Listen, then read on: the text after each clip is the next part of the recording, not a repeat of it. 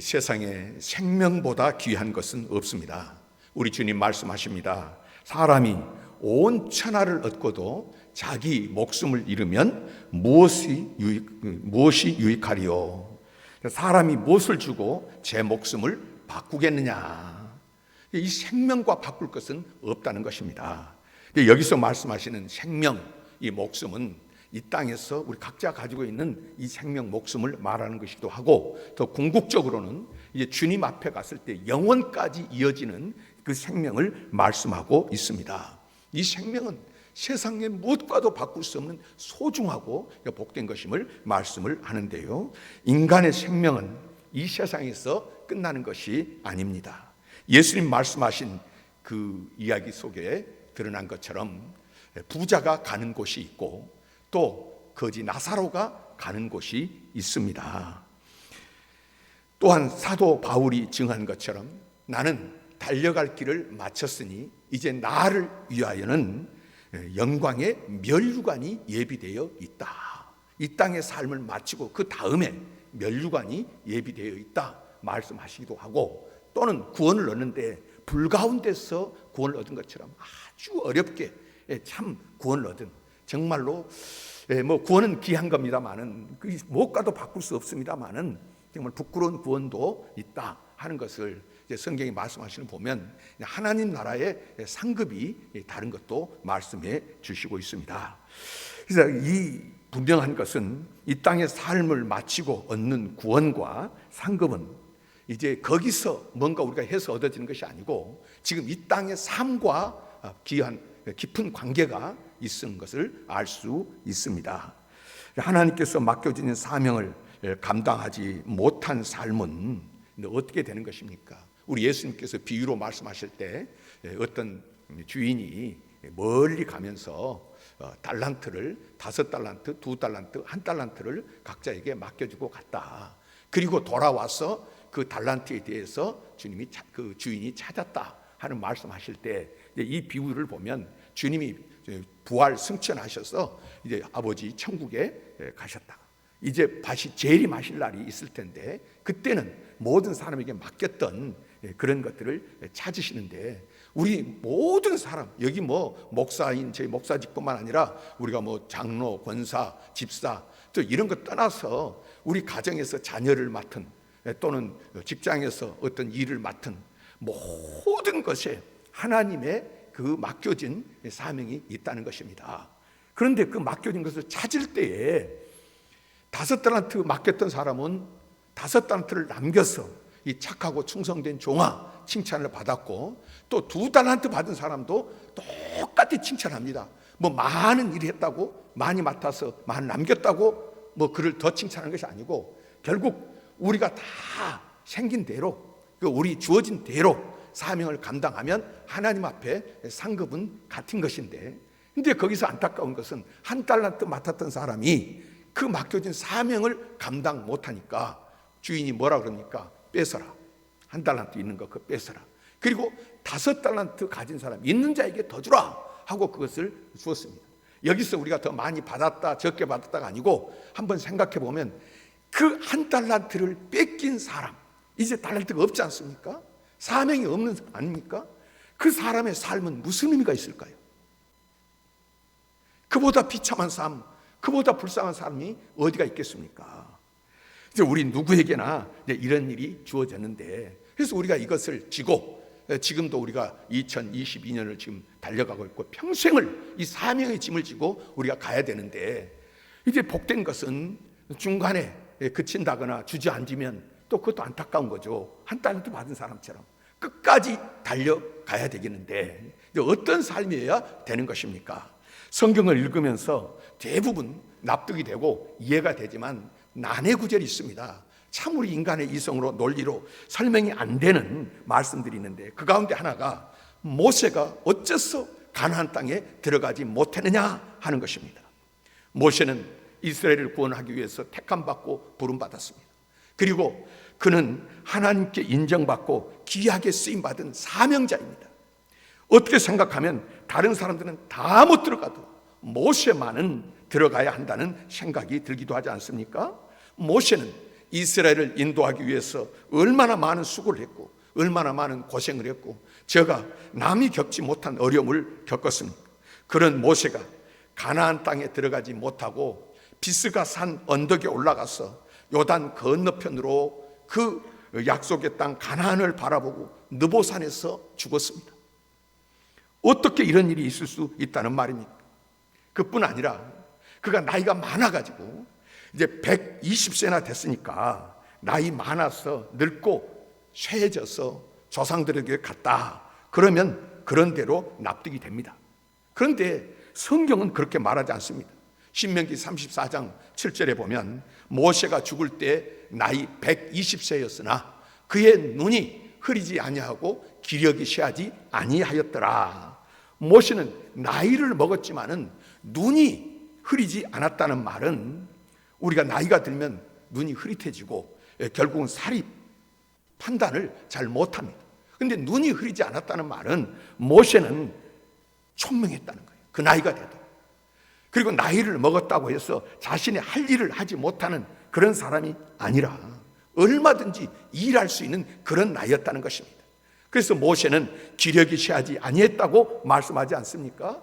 나이가 들면 당연히 기력이 쇠해지는 것이고 또 자신이 했던 모든 일들을 손을 놓게 되는데요. 모세는 건강했고 자신의 사명을 감당하는데 조금도 어려움을 느끼지 못한 사람입니다. 그런 모세가 왜 약속의 땅을 앞에 두고 들어가지 못하고 느보산에서 올라서 죽음을 맞이했느냐 하는 것입니다. 그 이유를 오늘 본문에서 설명하고 있습니다. 민수기 20장 12절에 여호와께서 모세와 아론에게 이르시되 너희가 나를 믿지 아니하고 이스라엘 자손의 목전에서 내 거룩함을 나타내지 아니한 고로 너희는 이 회중을 내가 그들에게 준 땅으로 인도하여 드리지 못하리라 하시니라. 오늘 이 사건, 무리바에서 하나님의 말씀대로 행하지 아니했다는 것입니다. 너는 나를 믿지 않았고 이스라엘 자손의 목전에서 나의 거룩함을 나타내지 않았다. 너는 나를 거역했다. 그래서 너는 이 백성을 가나안으로 인도하지 못할 것이다. 지금 사명자로 부름받아서 가나안까지 사명자로 끝까지 가면 좋은데 여기까지다. 너의 사명 여기까지다 하고 주님이 말씀을 하시는 것입니다. 후에 신명기 3장 22절을 보면 모세가 이제 그 가나안 입구까지 왔을 때 하나님께 간구합니다. 구하옵나니 구하옵나니 나를 건너가게 하사 요단 저쪽에 있는 아름다운 땅, 아름다운 산과 레바논을 보게 하옵소서. 나로 그것을 좀 보게 들어가게 해주십시오. 건너가게 해주십시오 하고 하나님께 구했습니다마는 하나님이 얼마나 은혜가 풍성하시고 긍휼이 풍성하신 하나님이십니까? 그런데 성경을 보십시오. 단호하게 하나님 말씀하십니다. 그만해도 족하니 구하옵나니 하고 간절히 기도하니까 됐다. 그만해도 족하니 이 일로 다시 내게 말하지 말라. 어떻게 이렇게 가혹한 심판이 있을 수 있습니까? 그러나 여러분, 여기에 우리가 깊은 교훈이 있습니다. 모세가 훌륭하게 하나님의 일을 많이 했습니다. 일평생 큰 업적을 남기지 않았습니까? 그 업적과 모세 자신의 문제와는 아무 상관이 없다는 것입니다. 모세는 하나님의 명령을 받들어서 순종한 사환이요 하나의 집사일 뿐입니다. 달리 생각하면 모세, 그는 하나님의 명령을 받아서 이스라엘 백성들에게 집행한 사람입니다. 하나님의 일에 순종하는 가운데 그는 너무 높임을 받게 되고 백성들 앞에서 하나님과 같이 그런 존경과 추대를 받았습니다. 하지만 그의 사역과 그 자신의 업적과는 상관이 없다는 것입니다. 모세는 이스라엘 백성들을 이끌고 가나안 땅을 향해서 가는 동안 하나님의 일꾼으로 시험받아 일하는 사람입니다. 따라서 모세가 가나안에 들어가고 못 들어가는 것은 그의 업적의 문제가 아니었습니다. 우리는 이것을 깊이 생각해야 됩니다. 이제 어떤 대통령이 능력이 많고 잘했다. 그것과 그 업적과 그가 개인적으로 지은 죄와는 여러분 구별돼야 되고요. 어떤 사람이 뭐 시장을 잘 해가지고 지금까지 지냈는데 업적이 굉장한데 이제 그가 또 잘못한 것과는 구별이 돼야 되고요. 검찰총장을 아무리 잘했든 뭐 지냈어도 송장했다고 죄가 없는 것이 아니고 그가 벌을 안 받아야 되는 것이 아닙니다. 모세는 지금 도덕적 죄가 아니고요, 신앙적 죄를 졌습니다. 한 백성의 죄의 문제가 아니라 지도자의 죄, 하나님을 대신해서 역사하는 한 지도자의 죄를 말하는 것입니다. 여기에 오늘 우리에게 주는 교훈이 깊은데요, 이스라엘 백성들이 애굽에서 나올 때에 10가지 재앙을 내려서 애굽으로 하여금 항복하게 하였고, 하나님께서 그 백성을 홍해로 건너서 광야로 나오게 하였습니다. 이 모든 역사를 이루는 과정에 누가 있습니까? 모세가 있었습니다. 모세를 통해서 하나님이 이 큰 역사를 이루셨습니다. 그런데 광야에 나온 많은 사람들이 가나안으로 들어가지는 못하고 광야에서 엎드려져 죽었습니다. 그 죄목을 한마디로 요약하면 원망죄입니다.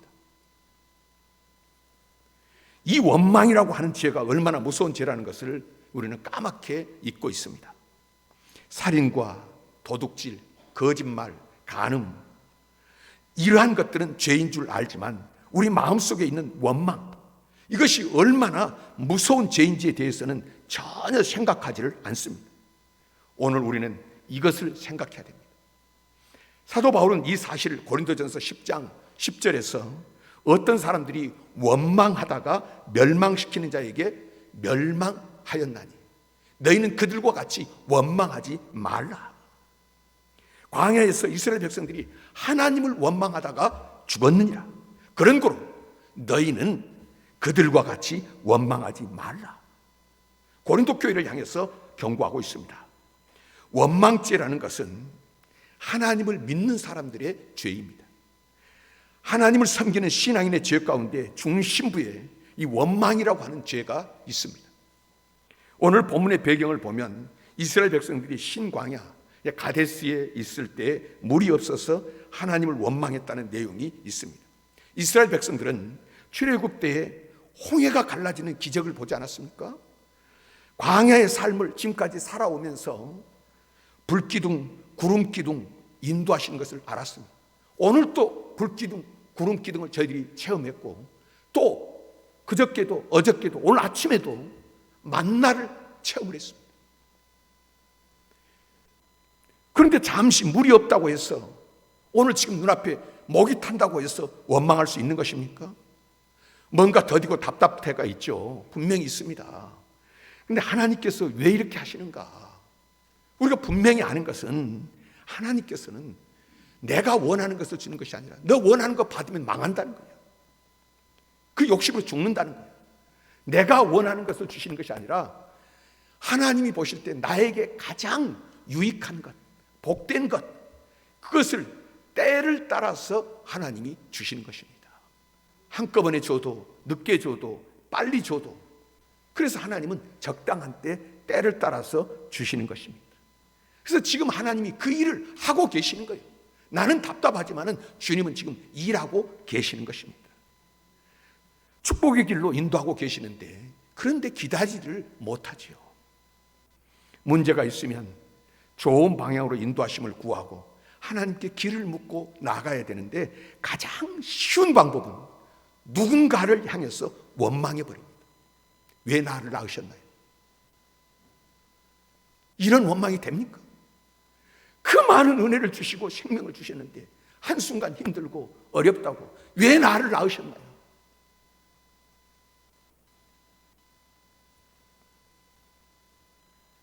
그것처럼 한순간에 원망해버려요. 왜 이렇게 초조하고 잠시도 조그만 일도 견디지 못하는지, 이것이 우리의 결정적인 약점입니다. 조금 느긋하게 하나님 알아서 하시겠지, 하나님 합력하여 선을 이루시겠지.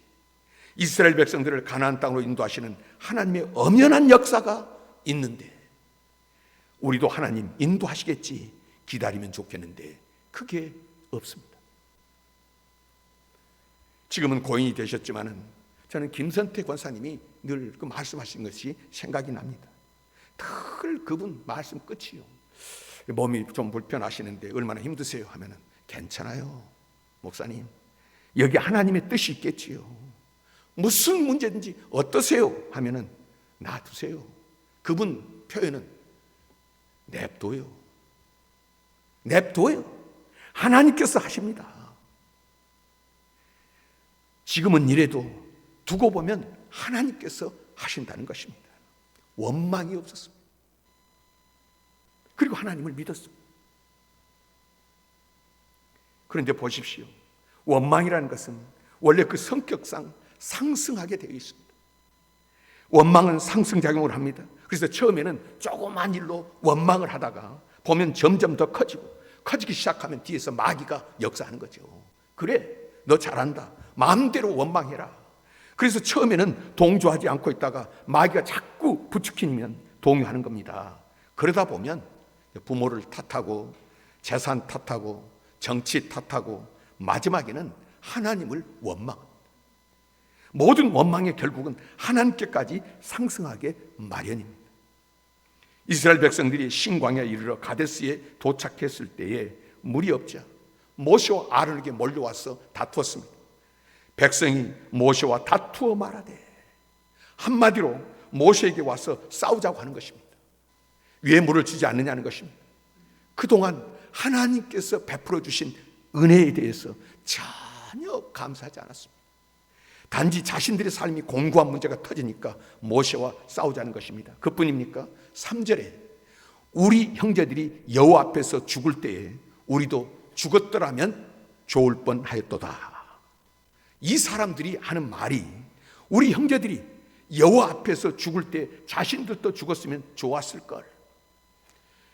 이스라엘 백성들이 하나님 앞에서 우상을 섬기다 범죄해서 또 간음하다가 많은 사람들이 광야에서 이미 죽었습니다. 그들이 죽을 때 우리도 죽었으면 좋았을 걸. 이게 무슨 망언입니까? 이렇게 말함으로써 하나님의 모든 은혜를 다 부정하는 것입니다. 그 다음에 4절에서 너희가 어찌하여 여호와의 회중을 이 광야로 인도하여 우리와 우리 짐승이 다 여기서 죽게 하겠느냐? 어째서 우리를 이 광야로 인도해 내느냐? 어째서 여기까지 나를 데리고 왔느냐? 출애굽의 거룩한 역사 그 자체를 부정하고 있는 것입니다. 생각해 보십시오. 그들이 원망하게 된 원인은 물이 없다는 하나의 사건 속에서 출발했습니다. 그리고 마침내 과거에 받은 그 많은 은혜를 모두 다 부정하고 있습니다. 여러분, 그리스도인이라면, 아니 사람이라면 지금 현실이 조금 괴롭더라도 지난날에 받은 많은 은혜를 잊어서는 안 됩니다. 얼마나 많은 은혜를 받고 오늘 우리가 여기에 있습니까? 과거에 주신 은혜뿐입니까? 다음에는 가나안의 약속이 있지 않습니까? 하나님께서 주시겠다고 약속한 땅 가나안이 눈앞에 있습니다. 하나님이 우리를 그리로 인도하시겠다고 약속하셨습니다. 출애굽에서 광야의 삶을 통과하면서 약속의 땅에 대한 소망, 그 믿음이 있어야 되는 것이죠. 그런데 이것까지 다 부인해버린 것입니다. 과거의 은혜, 미래의 약속을 부정해버리고 오늘 원망과 불평을 하게 되었다는 참 기막힌 이야기. 그런데 원망하는 백성들 앞에서, 이 위기 앞에서 그들은 그럴지라도 하나님의 사람 모세는 어떻게 이 순간에 대처했느냐? 오늘 본문은 그것을 말씀하고 있습니다. 첫째는 10절입니다. 모세와 아론이 회중을 그 반석 앞에 모으고 모세는 그들에게 반역한 너희여 들으라. 반역한 너희여 들으라. 모세의 절망입니다. 반역이라는 말은 배반자라는 뜻이고요, 인간의 죄 중에서 가장 나쁜 죄 중에 배신, 배반하는 죄입니다. 그런데 모세는 이스라엘 백성들을 향해서 배반자라고 그들을 향해서 정죄하고 있는 것입니다. 반역한 너희여 들으라. 저주하지. 자기는 한다고 했는데, 목숨을 걸고 인생을 걸었는데 백성들은 자신을 향해서 원망하고 싸우자고 하니까 모세도 이성을 잃어버리고 정신이 나가버린 것입니다. 이것이 성경의 세상에서 가장 온유한 사람이라고 칭찬했던 모세의 현주소입니다. 이스라엘 백성들은 하나님의 백성입니다. 어쨌든 하나님이 택하셔서 인도해낸 백성 아닙니까? 큰 구원으로, 능력으로, 권능으로 구원하신 백성입니다. 하나님의 백성을 모세가 심판하고 저주할 권리는 없습니다. 어떤 상황에서도 내가 하나님 위치에 올라서는 안 됩니다. 소망이 있느니 없느니, 싹수가 있다느니 없다느니 그런 소리 하는 것 아닙니다. 하나님이 함께 하시기 때문에 우리는 신앙으로 반응해야 되는데, 모세는 자기를 공격을 하니까 흥분해가지고 이 순간에 신앙을 저버리는 것입니다. 그리고 원망하는 백성을 판단합니다. 여러분, 하나님의 역사를 우리가 시비를 걸면 안 된다는 것 아시지 않습니까? 그것은 하나님이 하시는 일이요, 우리는 사랑할 의무가 있고 용서할 의무가 있고 바르게 가르칠 의무가 있을 뿐이지 우리가 비판할 권리, 심판할 권리는 없다는 것입니다. 그런데 모세는 하나님의 권리를 자기 것처럼 그렇게 사용해서 범죄했습니다.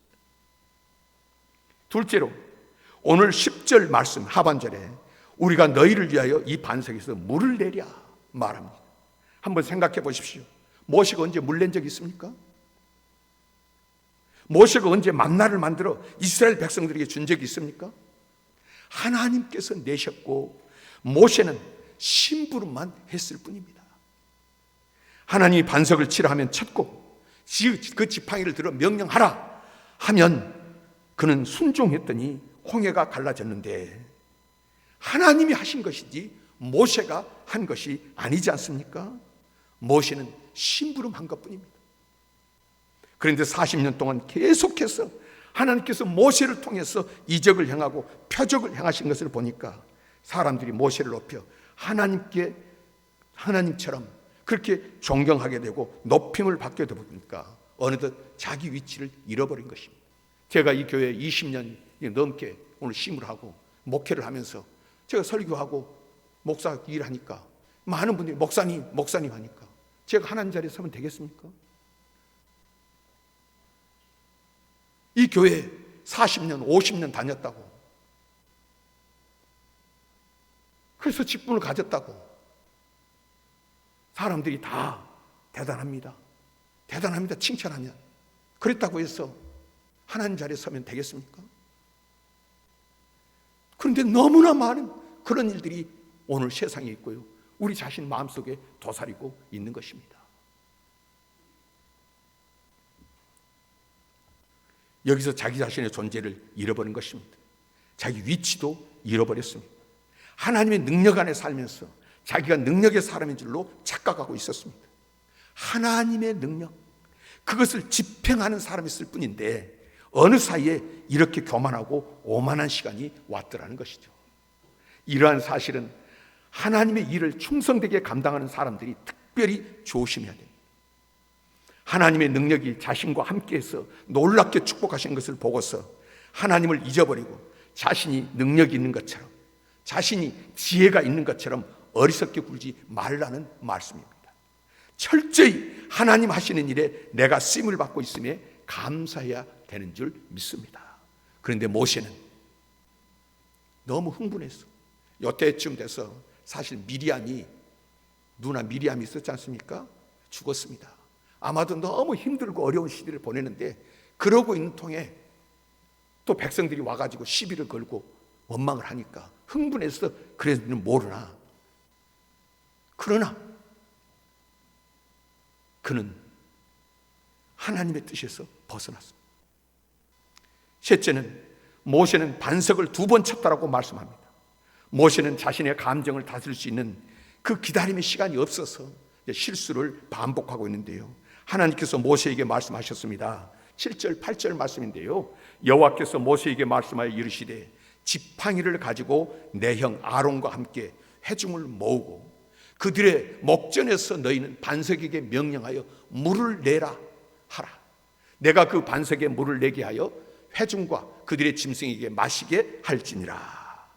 여기 몇 번치라는 말씀 있습니까? 없습니까? 말이 없습니다. 반석에게 명령하여 물을 내라 했습니다. 그런데 모세는 11절에 그의 손을 들어 그의 지팡이로 반석을 2번 치니 물이 솟아나오므로. 어떤 상황입니까? 모세는 지금 화가 나다 보니까 하나님의 일에 물리적으로는 순종했지만은 마음으로는 순종하고 있는 것이 아니라 반항을 하고 있습니다. 야, 너 저기 좀 갔다 와. 가기 싫은데 갔다 와. 그러니까 알았어요. 갔다 오기는 옵니다. 순종입니까? 반항입니까? 우리도 가끔 그런 경우가 있지 않습니까? 마음에는 전혀 순종할 마음이 생기지 않고 반항심이 커지는데 물리적으로 순종했다고 순종이겠냐 그 말입니다. 마음이 있어야지. 정성이 있어야죠. 정성 없는 그것이 어떻게 순종이겠습니까? 오늘 모세는 하나님의 일과 자신의 감정이 섞여 있는 것입니다. 하나님의 사람이 자신의 감정을 드러내서 하나님의 일과 자신의 일을 구별하지 못하는 실수를 범하고 있는 것입니다. 미국의 하버드 대학에서 1600명을 상대로 실험을 했는데요. 무슨 실험이냐 하면은 사람이 분노가 있는데 그 분노를 가만히 사귀려고 하면은 참 어려움이 있다. 참다 보면 병에 걸린다. 그런 생각을 하죠. 오늘 우리가 듣는 이야기가 무엇입니까? 속에 있으면 그걸 터쳐내야지. 그거 담고 있으면 병이 된다. 이것이 이제 일반적인 우리가 알고 있는 상식입니다. 그런데 실험을 해보니까 그것이 아니었습니다. 분노를 가만히 놔두면 차라리 좋은데 그렇지 못하고 그것을 폭발시키면 심장에 무리가 오고 심근경색이 온답니다. 폭발하면 뭐든지 되는 줄 아는데 다른 사람에게 나쁜 것은 말할 것도 없고 내가 폭발하면 상대방이 그 다음에 그 관계가 틀어지면 거기서 오는 스트레스 그 다음에 그 아픔은 얼마나 오래가고 얼마나 독이 되겠습니까? 나아가서 자기 심장이 녹는다는 것이 연구 결과입니다. 그러면 어떻게 하면 좋으냐? 분노가 솟아오르면 겸손하게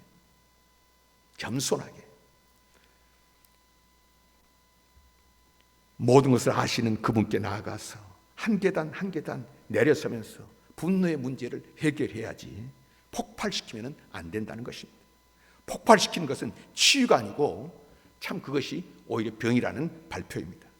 오늘 모세가 분노를 폭발시키고 있습니다. 이 문제에 대하여 하나님께서 이제 심판하십니다. 12절에 너는 나를 믿지 아니하고. 여러분, 모세는 믿음의 사람입니다. 모세가 하나님을 안 믿었다면 누가 믿었다는 이야기입니까? 어디에 믿음이 있다는 이야기입니까? 그러나 분명히 말합니다. 너는 나를 믿지 않았다. 그 속에 믿음이 없었어요. 너는 나의 거룩함을 드러내지 않았다. 하나님의 일과 사람의 일을 분명히 구별이 됩니다. 하나님의 일은 하나님의 일답게 해야지. 너가 하나님의 일에 너 감정을 섞어가지고 너의 마음대로 해서는 안 된다는 말씀입니다. 모세 자신의 감정이 섞이다 보니까 하나님의 거룩함이 드러나지 않았다는 것이죠. 제가 화를 확 내면은 누가 제가 설교하는 것을 듣고 그 다음에 저 뒤에서 역사하시는 하나님을 믿는다고 하겠습니까? 그렇습니다. 내 감정, 내 생각에 지배를 당하면서 하나님의 일을 하면 반드시 실수한다고 말씀하십니다. 또한 너는 나를 거역했다. 모세는 한평생 하나님께 순종했잖아요. 그러나 오늘 이 사건은 반항을 하고 있는 것입니다. 사람들은 강한 자를 두려워합니다. 그런데 강한 자보다 부드러운 자가 이기는 것을 보게 됩니다. 강한 자는 부서지는 것입니다. 어떤 유명한 성자가 마지막 순간에 이제 숨이 넘어가는 순간에 제 제자가 와서 정말로 우리에게 유익한 필요한 말씀 한마디 해주세요 했더니 입을 벌리더라고요. 그리고 혀를 날르랍니다. 보니까 이는 하나도 없고 혀만 남은 거예요. 무엇입니까? 이가 강한 것 같지만은 오래 남는 것은 혀입니다. 부드러운 혀가 오르는, 거기서 그분이 말 안 하고 돌아가셨지만은 그 진리를 깨달았다는 것입니다.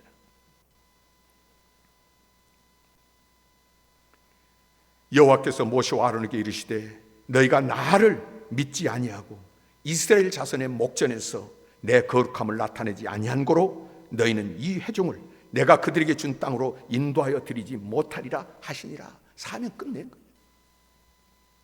그리고 24절에 아론은 그 조상들에게로 돌아갔고 사명 끝나니까 죽었습니다. 내가 이스라엘 자손에게 준 땅에는 들어가지 못하리니 이는 너희가 무리반물에서 내 말을 거역한 까닭이니라. 그리고 12절에는 너희는 가나안에 들어가지 못하리라. 24절에는 아론을 향하여 그 영화로운 제사장의 옷을 벗기라. 사명의 옷, 대제사장의 옷을 벗기는 순간 그는 죽었습니다. 아마도 무리반물가에서 다툼이 모세보다 아론이 더 크게 주도했던 것 같습니다. 여러분, 원망하는 죄가 이렇습니다. 원망함으로 하나님께서는 모세에게 이스라엘을 가나안까지 이끄는 그 지도자의 사명, 거기까지 내가 지금까지 고생해서 여기까지 왔는데 끝까지 결말을 보면 얼마나 좋았겠습니까? 그런데 거기 들어가지 못하고 중간에 여기까지다. 사명의 옷을 벗기셨습니다. 원망하였다고, 믿지 아니하고 하나님의 거룩함을 드러내지 아니하였다고. 그렇다고 모세가 천국에 못 들어갔습니까? 예수님 변화산에서 서실 때 모세와 엘리야가 함께, 모세는 천국 하나님의 백성입니다. 오늘 여기서 말하는 것은 이 땅에서도 우리가 하나님이 주시는 그 복을 어떻게 주시는데 못 누리고 그걸 못 보느냐 말이에요.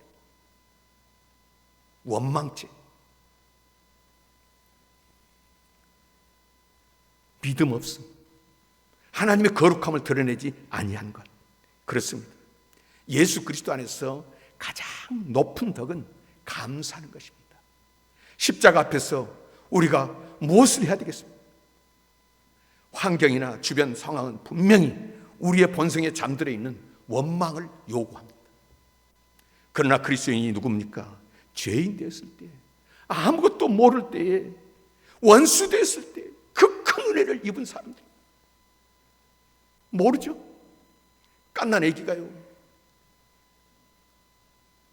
태어나가지고 스스로 먹을 수 있습니까? 자기 자리를 정리할 수 있습니까? 하나도 기억 못하는 거예요. 그런데 그 순간에 그 큰 사랑을 받았는데